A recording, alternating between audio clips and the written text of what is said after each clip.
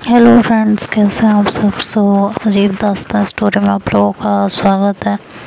पिछले पार्ट में आप लोगों ने सुना कि अक्ष जो है श्रुति से बात करने की कोशिश करते हैं कि वो कंसल्टेशन ले कंसल्ट करे किसी डॉक्टर से, थेरेपिस्ट की हेल्प ले, लेकिन जब वो साफ साफ मना करती है और अक्ष से फिर से उसी टोन में बात करती है तो इस बार अक्ष शांत हो जाता है और कुछ नहीं कहते उसको। वो चुपचाप वहाँ से अपने रूम में चले जाता है।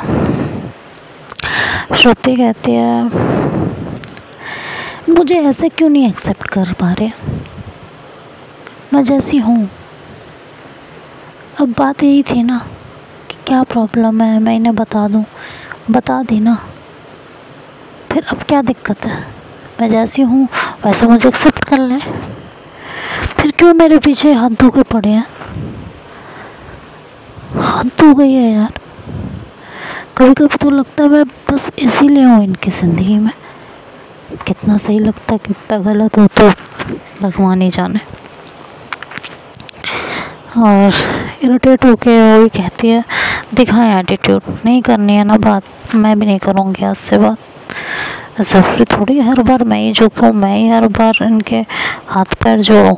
मत करें बात, नहीं बात करेंगे तो देखती हूँ किसका क्या जाता है। मेरा ही जाएगा क्या, खुद को मेरी ज़रूरत नहीं है। नहीं है तो कोई बात ही नहीं है। फिर मन ही मन ऐसे बड़बड़ाती रहती है और अक्ष कहता है क्या ही करूँ। खैर थोड़े दिन और ऐसे ही गुजरते हैं। उसके बाद अक्ष उसको शॉपिंग पे लेके जाते हैं। इस दौरान अक्ष और श्रुति में थोड़ी सी बातचीत होने लगती है।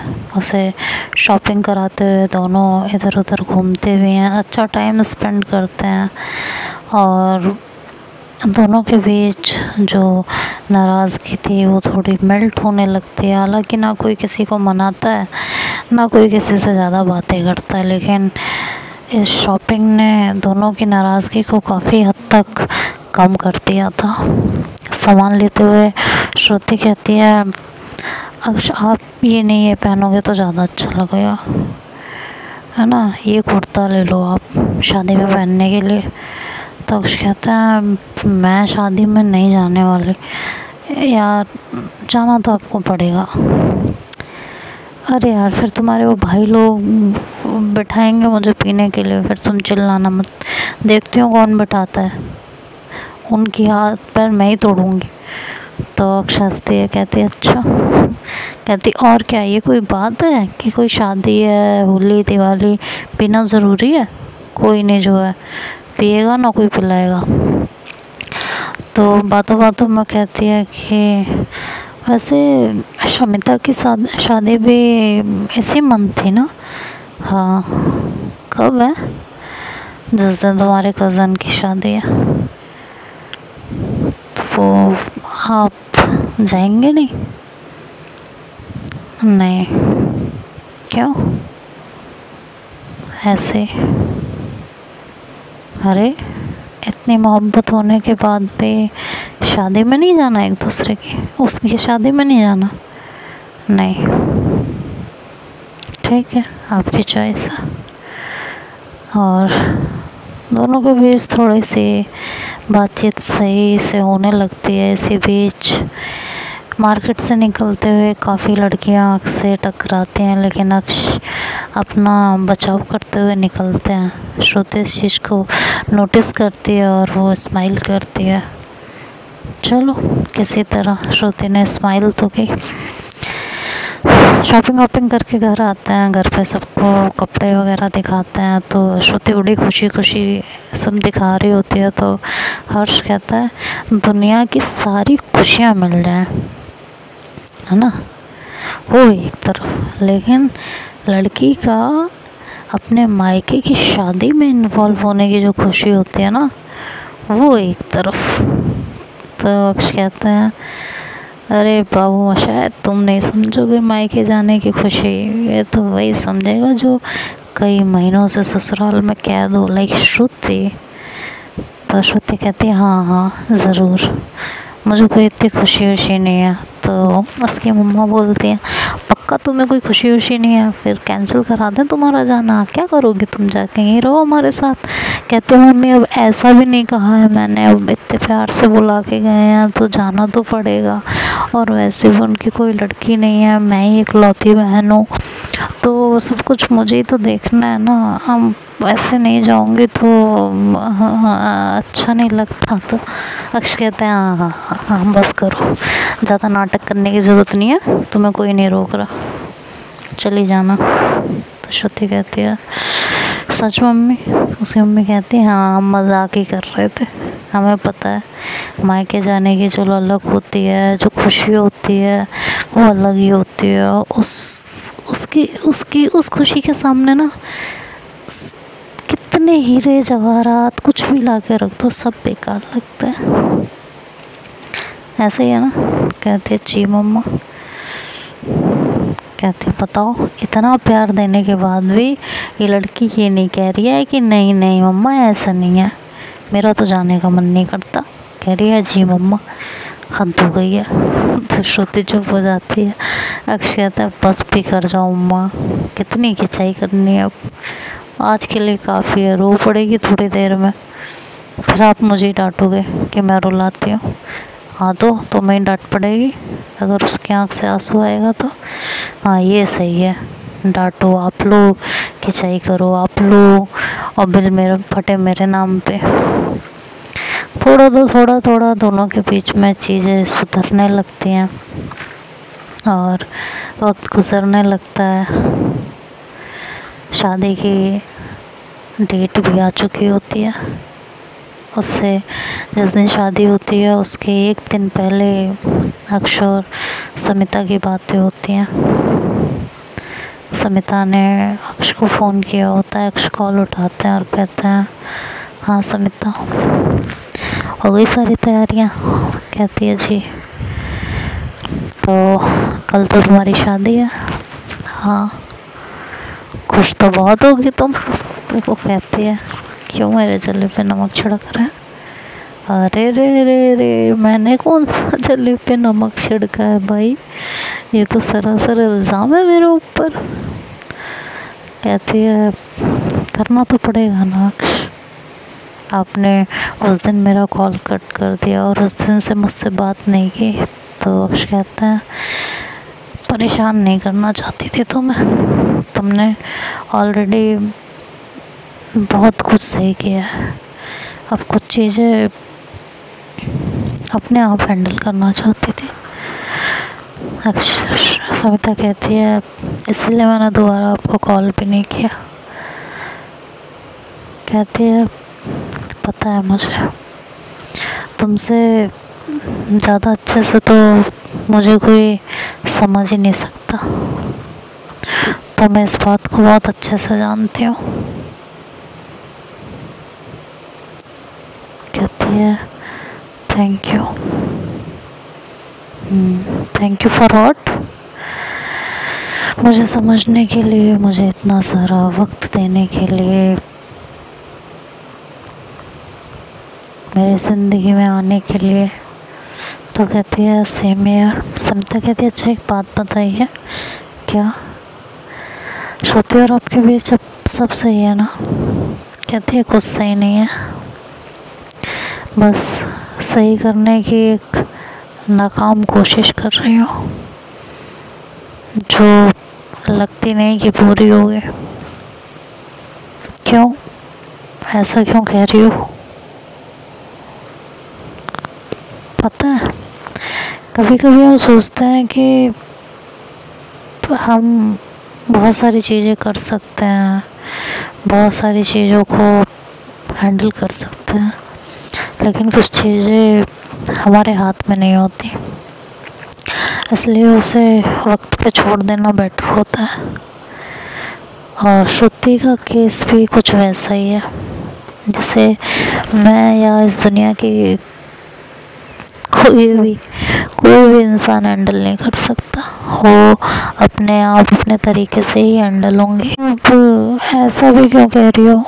जो कह रही हूँ सच कह रही हूँ, गलत कुछ नहीं कह रही हूँ।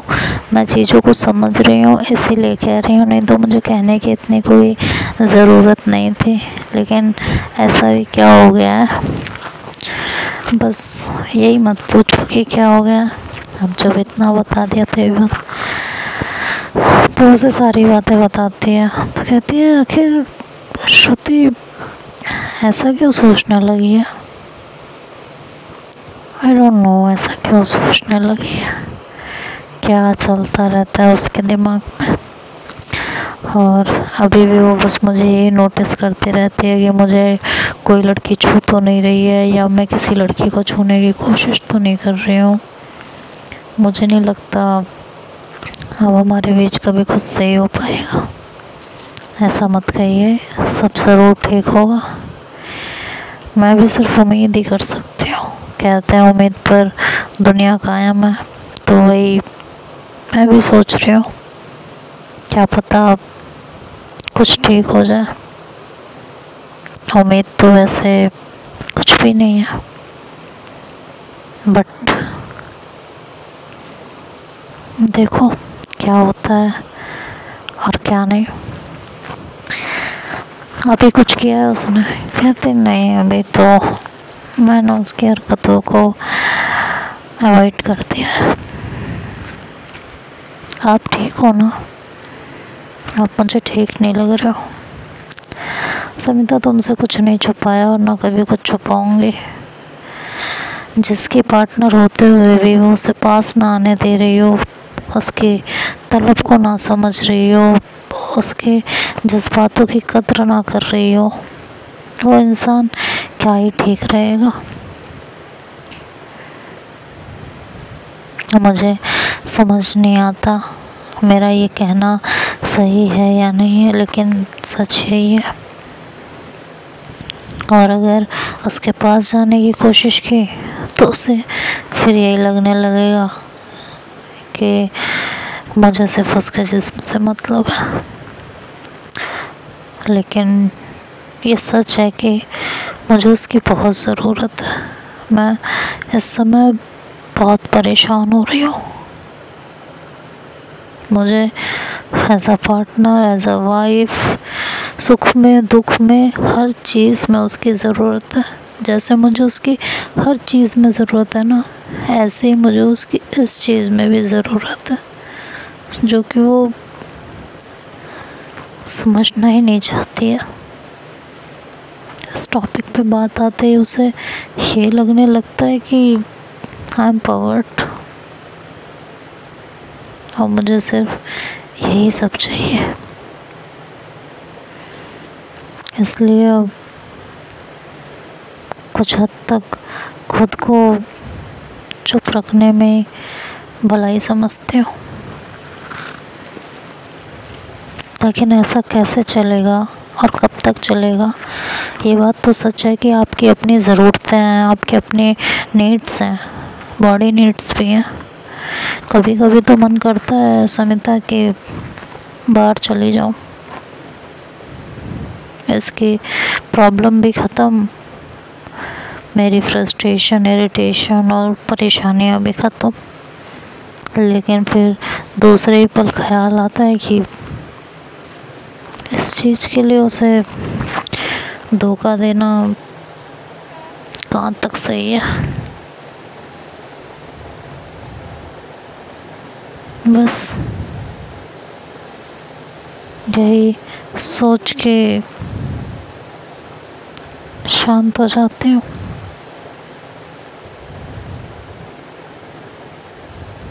कि इस चीज़ के लिए उसे धोखा देना बिल्कुल ठीक नहीं है। समिता कहती है अच्छा लगा जानकर, आपसे उम्मीद भी यही थी। लेकिन कब तक समिता, क्वेश्चन ये उठता है, कब तक ऐसा चलेगा, कब तक मैं खुद को कंट्रोल कर पाऊँगी, खुद को समझा पाऊँगी, आखिर कब तक। ये कह के दोनों खामोश हो जाते हैं थोड़ी देर के लिए।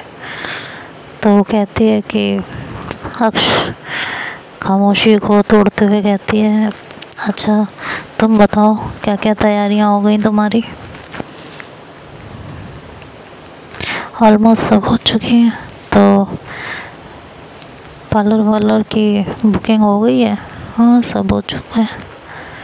कल तो तुम काफ़ी खूबसूरत लगने वाली हो। हाँ बताओ, मोहब्बत किसी और की हो, जोड़े में तुम्हें कोई और देखेगा? सही है ना? अपनी अपनी किस्मत है। वो लड़का भी क्या किस्मत लिखवा के लाया है। तुम्हारी याद बहुत आएगी सच में। समिता कहती है, हम करेंगे ना बात, आप ऐसे क्यों कह रहे हो? तो अक्ष कहती है, मेरी तरफ से तो ये बातचीत कभी बंद नहीं होगी, बट एक कड़वा सच है। वो क्या? कि आपके तरफ से ये बातचीत एक दिन ज़रूर बंद हो जाएगी। ऐसा कुछ भी नहीं होने वाला अक्ष। उम्मीद तो यही करती हूँ कि ऐसा कुछ भी ना हो, लेकिन शादी की अपनी अलग जिम्मेदारियाँ होती हैं। ना चाहते हुए भी इंसान मजबूर हो जाता है समिता। इसलिए कह रही हूँ इन चीज़ों की आदत डाल लेना। समिता चुप हो जाती है। तो देखते हैं आगे क्या होगा, ये तो कल की स्टोरी में सुनेंगे। तब तक के लिए bye bye, take care, good night.